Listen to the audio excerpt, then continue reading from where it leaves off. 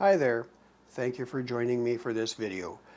Very recently, a new graphic user interface was released, and it is an editor for the RC600 Loopstation.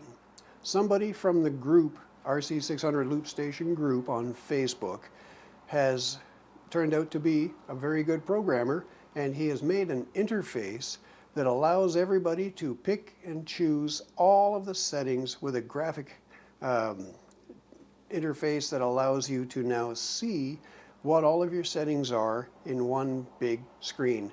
There are multiple screens and multiple different menus throughout which you can go through the extensive list of settings and be able to pick and choose what you want to do per memory, system settings, per memory settings, the effects, the assigns, all of it now is very easily seen and selected and set up and then transferred into your RC600. You can either make settings on your desktop in your backup folder that allows you to create the settings and then transfer them into your RC, or you can connect your RC directly through USB, and this editor can access your RC600 and change those settings on board the RC600. Now that sounds pretty exciting. Anyway, let's just get started. In this video, I'm going to show you where to find it, how to download it, how to get the zip file opened and extract the contents of the zip file, and then how to install it to your computer and how to get it working for the first time. There's a couple of tricks to know about, and once you've got it set up, it looks to be really, really easy, but a little bit of an introduction to the whole interface is extremely worthwhile. So watch this, stick around to the end, and please hit like and subscribe. Anyway, let's just get started. Here we are at a Windows desktop.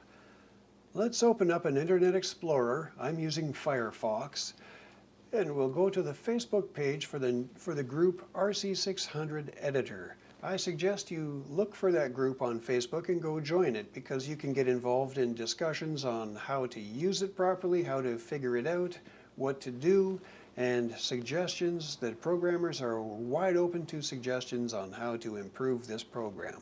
Anyway, here near the top there is an About box somewhere near the top of the page for this group, and there is a little description, a place for discussion related to the RC600 desktop editor. You can get the editor at rc600editor.com. Let's click that link and go to that website.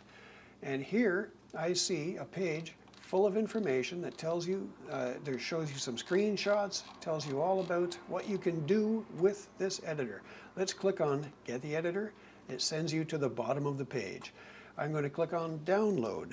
Now you have to enter your email address, and since I've been here before, there's an autofill for me. There's a trivia question right here that you'll have to answer regarding the RC600. It's very simple. It just proves that you're not a bot or some automated program accessing websites.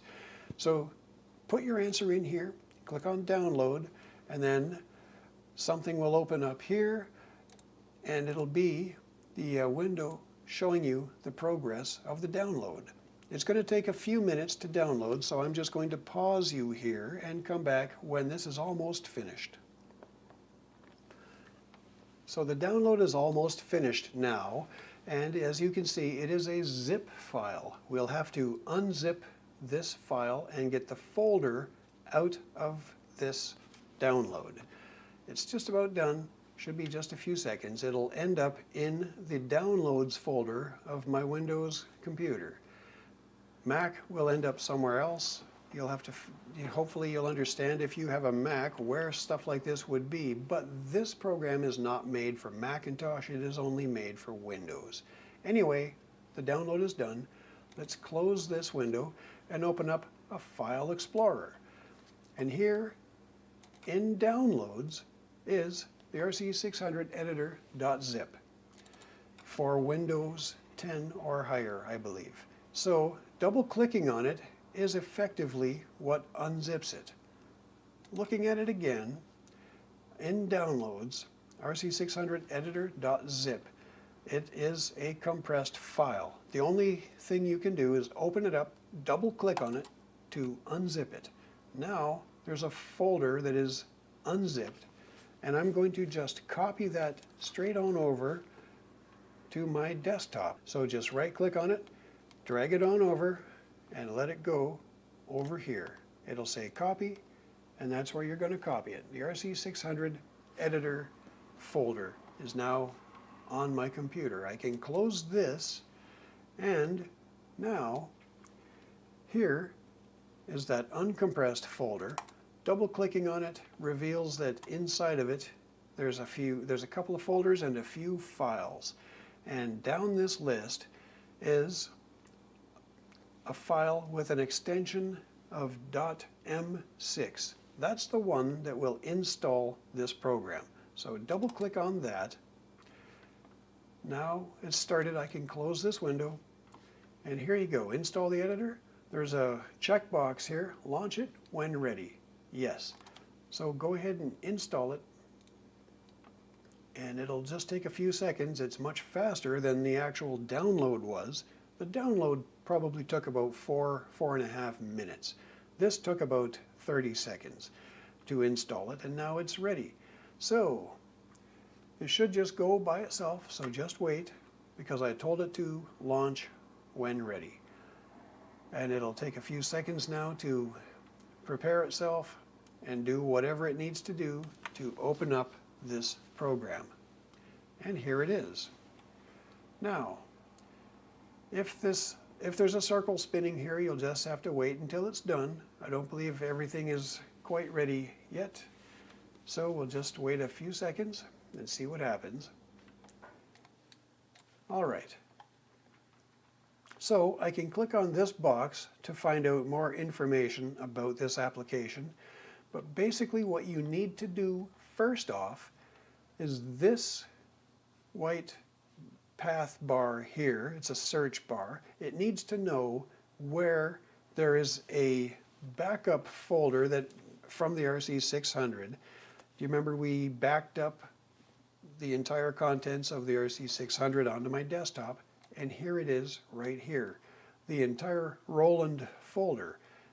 What I need to do is tell this program where this Roland folder is. It's going to use this folder and everything in it. I'll briefly show you quickly what is in it. Inside the Roland folder, there is a data folder and a wave folder. Looking inside the wave folder, you'll see for each and every memory, there are 6 folders. And in the wave folder, each of these 001_1, 001_2, these are the tracks per memory. So there are 6 folders per memory, all starting with 001, and then 002 would have its 6 tracks, and this is where the wave files would be stored if I were using my Loopstation. Anyway, that is in the wave folder. So there are 99 sets of 6 folders each. In the data folder, there are 2 files each for each memory. So memory 001, there is an A file and a B file, and I believe this has got something to do with while you're using your RC600, if the system became corrupted and crashed, it could use the backup, the B file, in order to restore itself the next time you turn the power on. I think that's why there are 2 files. I could be wrong. Anyway, let's just close that. That's what's inside the Roland folder.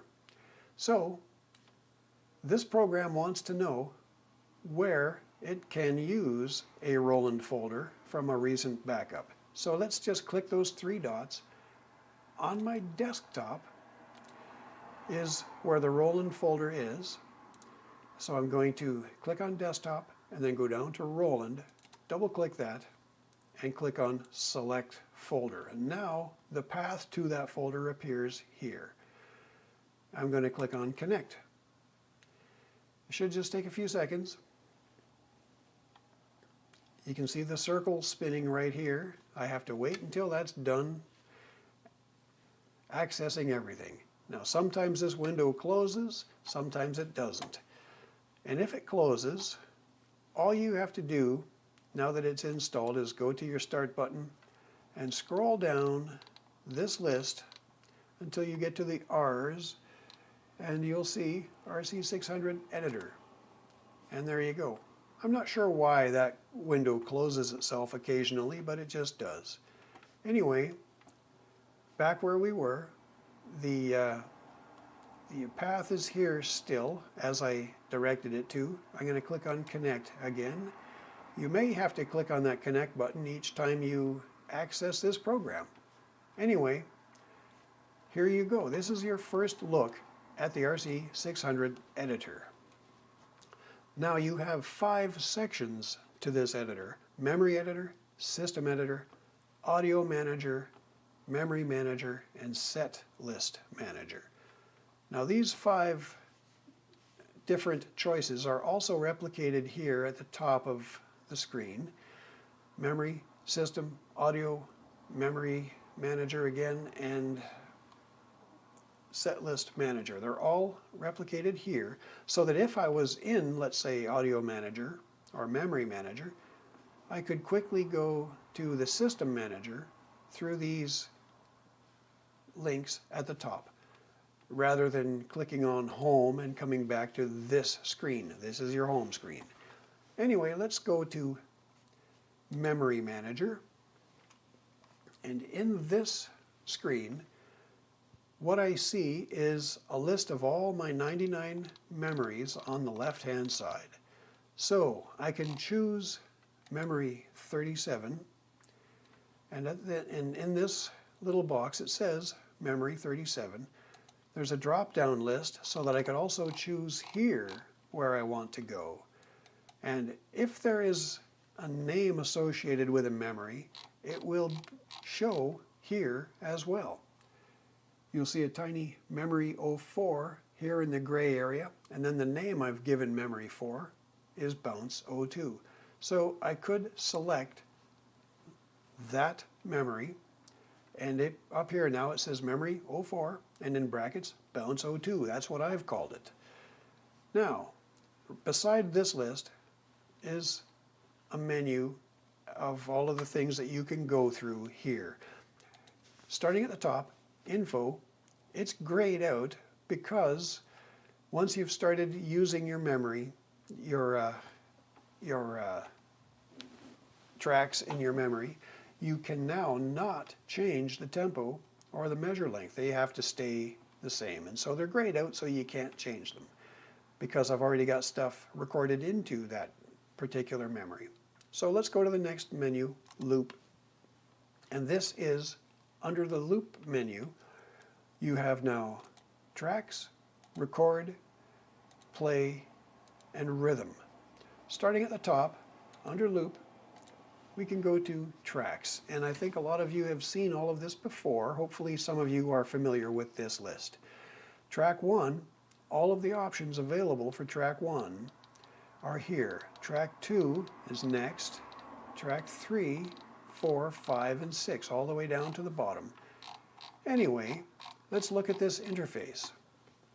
What I see here, each thing that is an option under Loop and Track, for Track 1, I have a drop-down menu here. This white box is a drop-down menu, and I am able to choose anything that would be choosable in the RC600.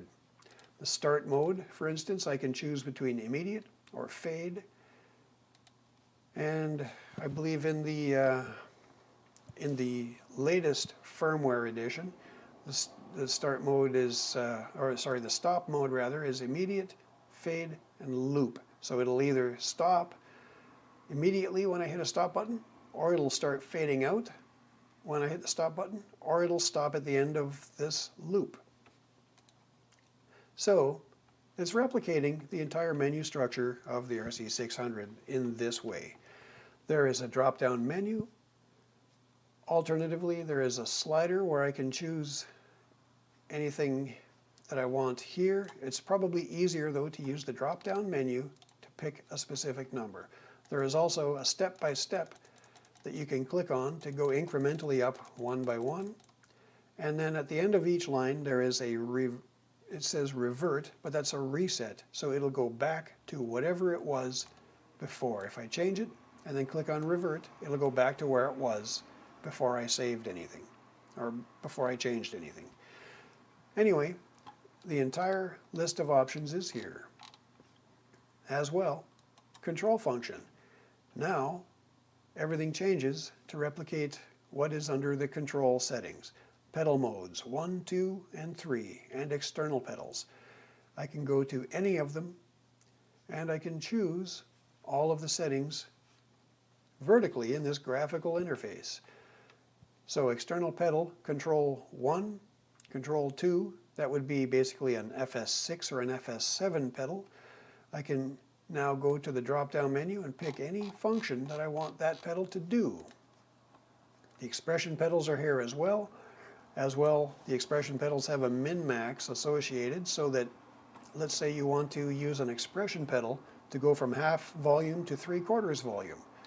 You could enter some restrictions on the action of that expression pedal. So if I put in as a maximum 70 and a minimum of 40, now my expression pedal will only go between these two extremes, and that's all. I can always change them back to 0 to maximum, 0 to 100. So with an expression pedal, you can set a minimum and a maximum that it is allowed to access. And everything else you're already familiar with. The settings for the external control pedals. Let's say pedal mode 2. All 9 foot switches are here, and you can set them to do anything you like all the way up the list. You can either choose it from the drop-down menu, and that's easiest, or from the slider. That's going to be very hard to find what you're looking for. Same as the click through each and every one by one, and then revert to go back to where it was before you changed it. Assigns is also here. You can choose all of your assigns one by one, go through each one. Assign number 6, you can switch it on or off. And if you're going to use an assign, you have to turn it on, and then you can choose the action that causes it to do what it's going to do. You can either be a pedal, stomping on a pedal, or the starting the recording of a particular track, or you can have other actions make it do what it's going to do. A MIDI action could activate an assign. All sorts of possibilities. Momentary or toggle is here. And the target source, of course, is what you want that assign to do.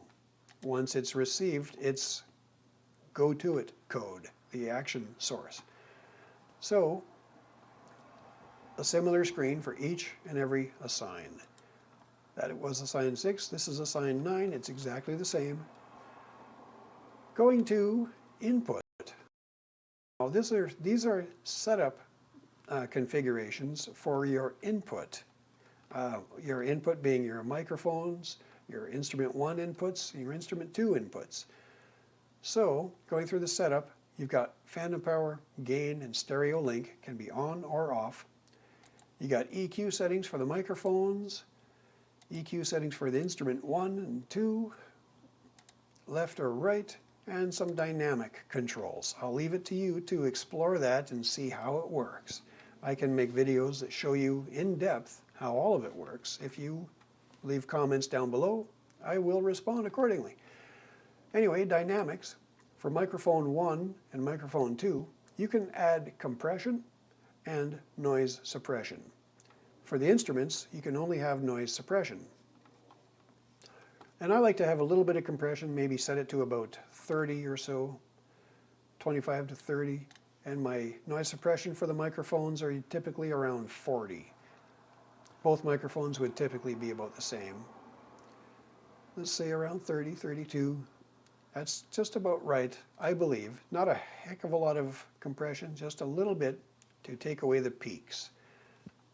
Now, EQs for all of these other instruments are here as well. I think I've just gone over those. So let's go down to, that was under input. Output is very similar. Output knob, you can have to adjust the levels for the master out or the phones or neither or both. Stereo link for the outputs is here. They can be on or off. Typically my input stereo links will be off and my output stereo links could be on depending on what kind of a show I'm trying to do. The mixer is very interesting. I can look at the input mixer, which is very extensive. All of the mic inputs, the instrument inputs, they each have a slider for a level and an on-off for a mute. So you can either mute it or have it on, and the level setting is right beside it. So if you wanted to have mic 1 be working, you'd have to turn it on and then set the levels. And that's how you would make those work. So it is fairly self-explanatory once you've had a brief run-through of this interface. Let's look at the outputs. For the main left and right levels, sub 1 left and right, sub 2 left and right is all here. And there are a number of things that you can adjust. Loop levels, rhythm levels, and I like to set my rhythm level, that's the drum kits. I turn that all the way down to about 25, 24, 23 because that is very, very loud.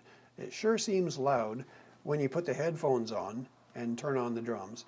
It's far louder than everything else. So I turn that way down, and experience as I continue working with this RC600 will tell me whether or not I'm on the right track by going down lower or maybe bringing it up higher. Headphone level is here, the master level is there. Now, that is all under mixer and output. So, input effects and track effects are next. So, input effects, banks. I can choose my bank, A, B, C, or D.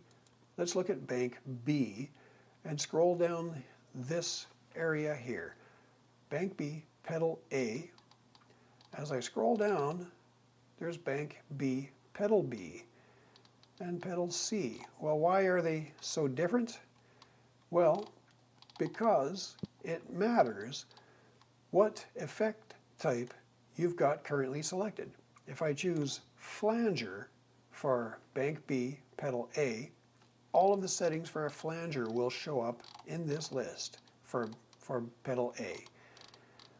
If I go to pedal B, and let's say I want that to be guitar to bass as it is, that's all the settings I have for guitar to bass. That's all. Maybe I want to switch that then to, say, transpose, and all of the settings for transposing will come up. And I can change the settings. Maybe I'll end up with a better sounding bass if I transpose it down an octave rather than using the guitar to bass effect. Bank C, same thing. Pedal A, B, C, and D. Depending on what you choose as the effect, the list around it will change to reflect what's available. Track effects, very similar. Banks A, B, C, and D. And let's choose bank C.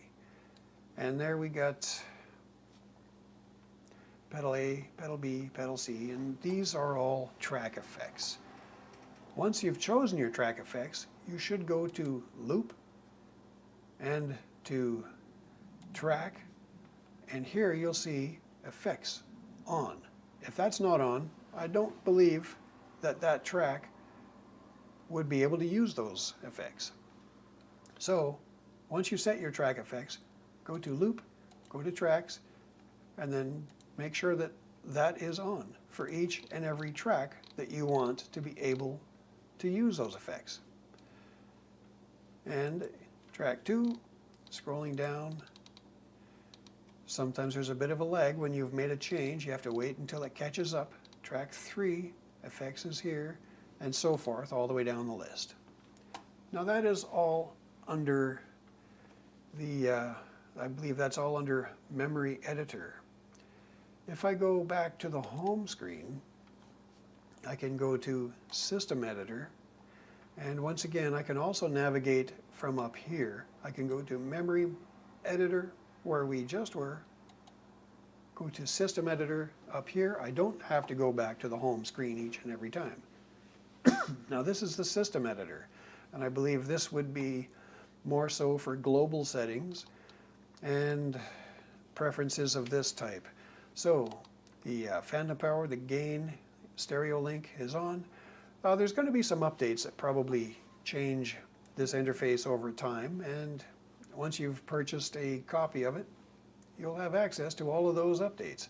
So nothing to worry about there. You can go through all of these settings. It's just like on the RC600.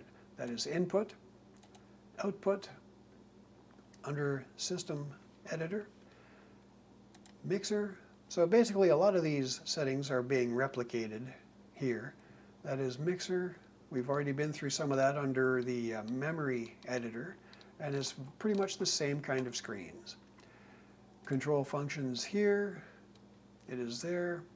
USB is here. I don't believe that was that under the Memory Editor? I don't think so. So System Editor. USB settings are here. That is where you want to set anything up if you're being connecting to anything USB for your performance. Anyway, MIDI is also here. I'm not that big on MIDI, so I don't really know an awful lot about this section yet. I can work on it as I go. I'm sure most of you out there are probably better informed about MIDI than myself. Now, setup. This is where you would go to change the contrast of the screen, change what the display boots up into. I've got it set to show my 6 tracks as they're looping, so that if I start up the machine and hit all start, I can see all the tracks that are currently playing and what part of the loops they're in. The loop indicator and orb indicator are here. That's where you can select what they are going to display. Auto off. I don't believe you can adjust the time for auto off. I forget how long it takes before it turns itself off. But if it is on, auto off is on, then it'll wait for that specified amount of time and then shut itself off if nothing has been touched in X amount of hours. Memory, external. What that is, if you have an external pedal set to go increasing or decreasing through the memories, memory 1, 2, 3, 4, 5, if you're using an external pedal to do that, or one of the onboard pedals even, this will limit the range of memories that it will be allowed to access. So let's say minimum memory 5 to maximum, let's say memory 10. Now,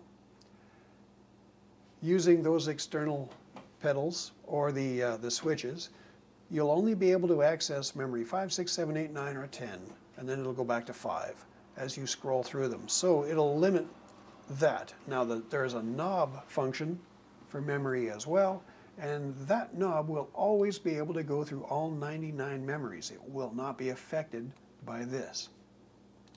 And of course, the next one is knobs, and my knob 1 is for the memory.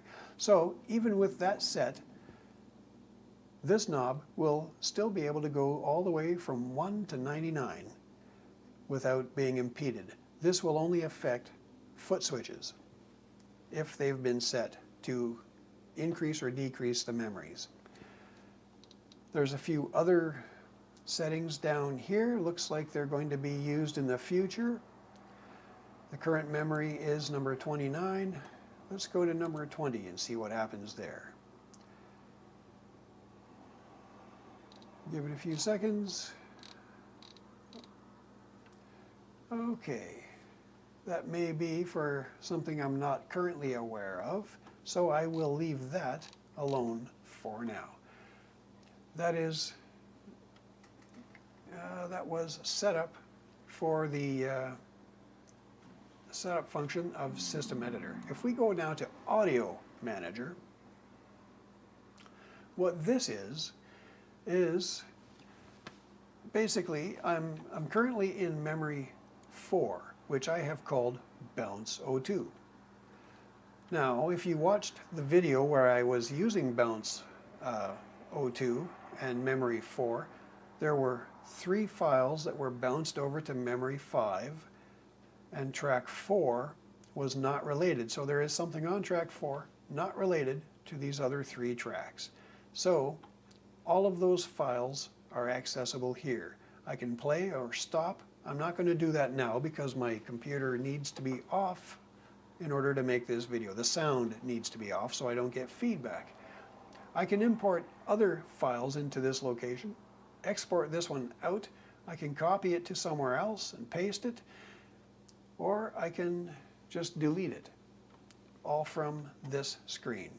So it's very easy to copy and paste your files, your individual tracks, in and out of any memory. And of course there's a good description right here that tells you a little bit about what is available to do on this screen. Let's move on to the Memory Manager. Now this one, if you've made a bunch of changes, you can now, I believe, I could be wrong, but I believe you can select the things that you want to be saved when you click on Update. If you don't check these off, I think that when you close the program, you will lose whatever those changes are. I'm not entirely certain, though, about that. We'll have to find out more from the programmers of this interface. So let's just move on to Setlist Manager. This is interesting. And again, it takes a few seconds sometimes to switch over. So here are all of the files, all of the memories that are inside that roll-in folder, because that's the folder that this editor is feeding from. It's got access to this folder. And that's all the files that are in it, from 1 to 99. Well, I could have other backup folders, and maybe I want to make a set list out of things from there. So I could click on these 3 dots.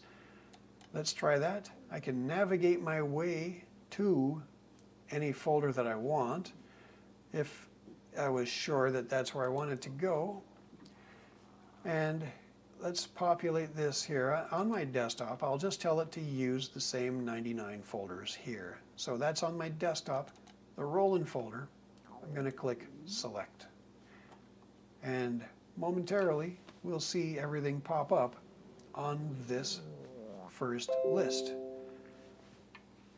Folder name picked, roll-in, the path is here. So it's just telling me that it's done all of that. I can close that. So now on this set list are all 99 of those songs. I'm not entirely certain how to rearrange things, but I believe that you can. You can delete certain tracks, you can move things around. Yes, you can shift them up if you right-click. You can pick a track, shift it to a different location. So it basically is probably going to renumber those folders so that it can be saved in the order that you place them. Well, I've lost my screen. Let's just open it up again, and hopefully nothing has been lost. It's a little bit glitchy now, but I do have a computer that probably needs more RAM and maybe a faster processor. That could be why it's crashed for me. I'm going to reconnect. It's actually good that you've seen that. So now I open it up again and I have to reconnect, and I was in Setlist Manager. Well, Let's see, Roland is connected to this. Let's give it a few seconds. It should repopulate that list. It's currently grayed out. It'll take a few seconds for it to have access to it. Anyway, this is where I can rearrange my set.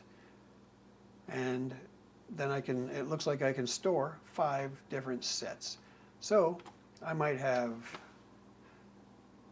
15 or 20, 25 songs per set. I might have all 99, and each being the memory locations. Who knows? It's something that we're all going to have to learn a little bit more about over time. Anyway, that is what we have currently determined, and I'm not sure if that's going to repopulate itself or not. I'm going to just leave that screen and go back to the home screen for now because we're in the middle of a video. Anyway, that has been your first look at this RC600 editor, and hopefully this video has been any help to anyone at all in deciding whether or not to get this program. There may be some updates required in this program before it's completely stable and ready to go for everybody. It may be a little bit processor intensive. I might need a bit more RAM. Well, we'll find that out as we go. Anyway, this is the RC600 editor. Let's close that off, and that's it. So there you have it. This interface looks to be really, really cool, really well done, really extensively thought out. And it is going to make the entire job of setting up your RC600 a lot easier for the people in the business and the people that are out there trying to perform with it. You'll hopefully be up and running a lot faster and a lot clearer in your mind how everything is going to work. Anyway, if you've appreciated my efforts in making this video, please hit like and subscribe. This has been the first look at the new RC600 editor. So hopefully all of you will have a look and decide for yourselves if it is something that you want to have. And I believe most of you would like to use this editor because it sure makes short work out of learning how to set all of this stuff up. There's barely an interface to work with on board the RC600. That's how Boss likes it. Anyway, this is an editor worth looking at. So I will see you in a future video. Now take care. Have a great night.